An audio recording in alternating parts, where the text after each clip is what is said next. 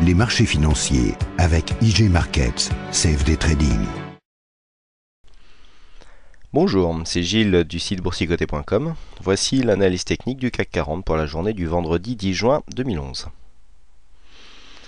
Avec aujourd'hui une belle séance baissière, puisque nous avons ouvert donc dès le début de la séance en baisse à 3865,74. Nous avons marqué un plus haut à 3876,55, un plus bas à 3798,88 pour revenir en clôture à 3805,09. Le CAC 40 perd 1,9% sur cette séance, un peu plus de 73 points perdus par rapport au cours de clôture d'hier. Donc c'est une séance bien rouge, comme le montre cette bougie, qui invalide totalement l'avalement triple. Pourtant, un avalement triple en général, c'est des signaux qui n'arrivent pas souvent et qui sont assez puissants. Et bien voilà, s'il n'y avait que des bons signaux, je pense qu'on serait tous riches et des fois les signaux, même s'ils sont évidents, s'invalident. C'est des choses qui arrivent. Alors je vous avais donné un point d'invalidation ici à 3835.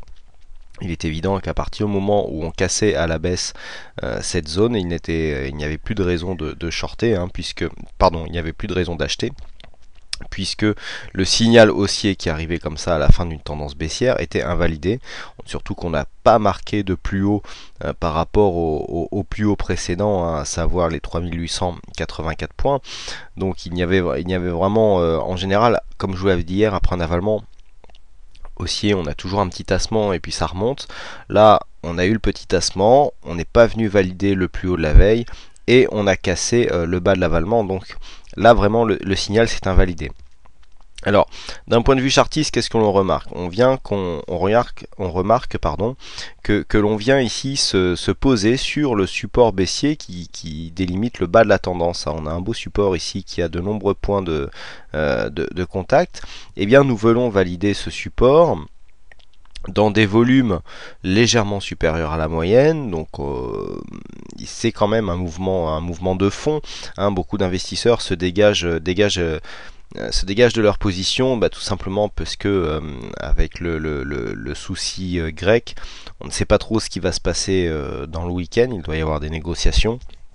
Et donc c'est légitime de ne pas vouloir rester trop investi dans de telles conditions. Donc il y a eu un mini sell-off juste avant la clôture, dans la deuxième partie de séance. Bon, on vient chercher ici un point bas. Alors au niveau des indicateurs, on voit que les indicateurs qui voulaient nous montrer un retournement hier s'invalident, puisqu'on a le MACD qui repasse en négatif, donc en évolution négative, donc en rouge, RSI qui redescend, et puis au niveau du stochastique, voilà, on a failli avoir un croisement, puisque hier on a commencé à croiser ici la ligne de signal. Mais ici on voit que l'indicateur repasse. Alors c'est vraiment minime, on le voit sur les valeurs. Donc on a le stock D, donc le stock lent en rouge qui est à 12,59 et le stock K, le stock rapide, lui qui est à 12,32. Donc on est repassé en dessous et cela veut dire que tout simplement que le signal vient de s'invalider, puisque hier on avait vraiment un mini signal, on était quasiment sur le point, on a eu un croisement. Là on revient de se décroiser. Alors il y a vraiment très peu d'écart. On dira que voilà, là pour l'instant on est en survente. Le stochastique est très volatile, je vous le dis souvent, mais de toute façon au niveau du stochastique, c'est souvent à la sortie de la zone de survente que l'on détecte vraiment le signal qui peut nous emmener sur une tendance.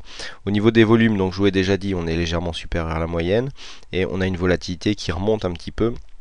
Alors volatilité qui remonte avec les volumes qui remontent, en général c'est un signe que nous sommes dans la tendance, donc bien installé dans cette tendance baissière. Alors ce mouvement nous permet de valider un signal qui est donné sur le site, sur l'analyse du CAC, puisque je vous donnais un point de cassure à 3825. Alors j'avais mis un 3825 avec un objectif final à 3775.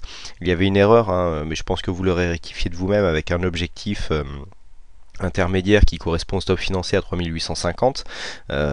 bon, et bien sûr il s'agissait de 3800 puisque avec un objectif à 3775 pour un trade baissier, surtout qu'il se prend à 3825, donc on ne va pas prendre un point de retournement à 3850. 3850 bien sûr c'était le stop.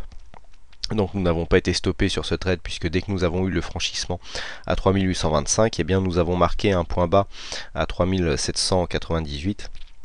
Et donc l'objectif, donc le stop est financé. Je sais que vous avez quelques-uns d'entre vous sortent sur cet objectif. Donc bah là vous avez un trade gagnant. Et puis bah pour ceux qui ont gardé en attendant la fermeture de Wall Street, notamment ceux qui interviennent sur les CFD, eh bien bon, vous pouvez voir si l'objectif sera atteint. Il y a encore de la marge, mais par contre on ne reste pas overweek, c'est-à-dire on ne reste pas, à mon sens, puisque en cas de bonne nouvelle, il y a un gros risque de gap haussier, d'autant plus quand on est dans une situation survendue comme ça. S'il y a une bonne nouvelle, on peut avoir un gros écart à la hausse. Bon, pour l'instant, il n'y a rien du tout, mais dans le week-end, on ne sait jamais. Alors, comme nous sommes vendredi, je vous propose une vue hebdomadaire du CAC 40. Voilà, donc d'un point de vue hebdomadaire, on voit bien que là la cassure du support bleu que je vous ai signalé depuis maintenant 2 semaines est bien matérialisée. On vient rejoindre ici un support à 3800 points qui est un support psychologique, mais aussi un support qui a déjà fait parler de lui les précédentes semaines, puisqu'on l'avait ici en support, et là avant c'était une résistance. Donc on voit vraiment que cette zone est une zone importante du point de vue moyen terme. Alors nous nous arrêtons juste sur cette zone. On voit toujours que du point de vue moyen terme, eh bien nous avons toujours des plus bas.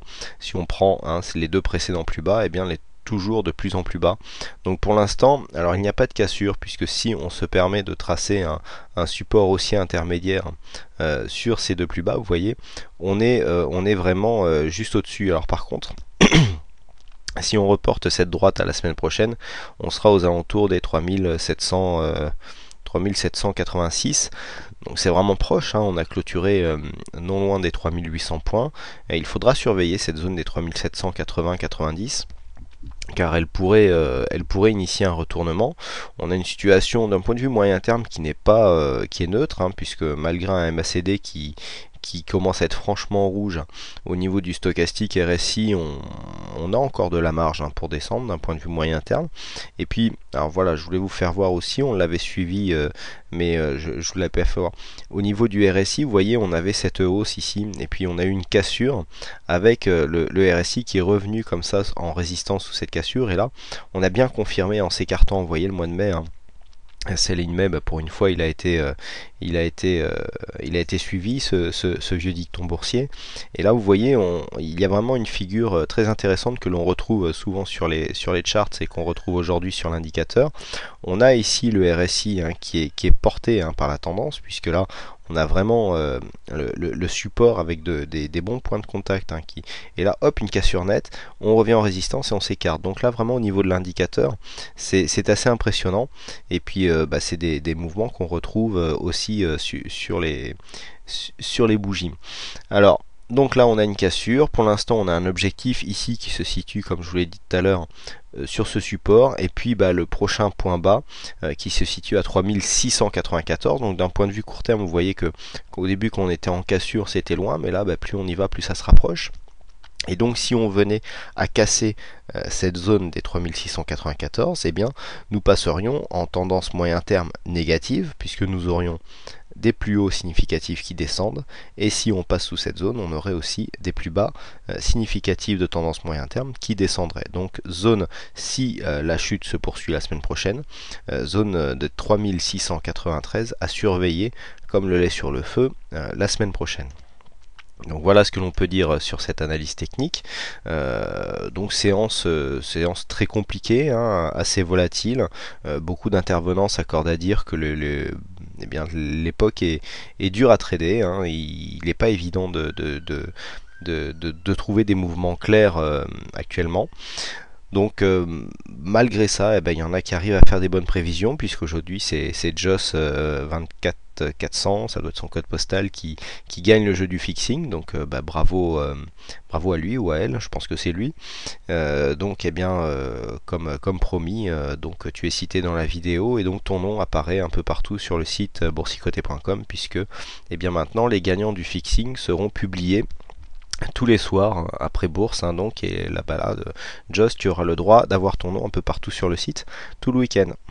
Voilà. Et bien écoutez, il ne me reste plus qu'à vous souhaiter à toutes et à tous une bonne soirée, un bon week-end, un bon week-end de 3 jours, et je vous retrouve dès la semaine prochaine pour de prochaines analyses. Les marchés financiers avec IG Markets, CFD Trading.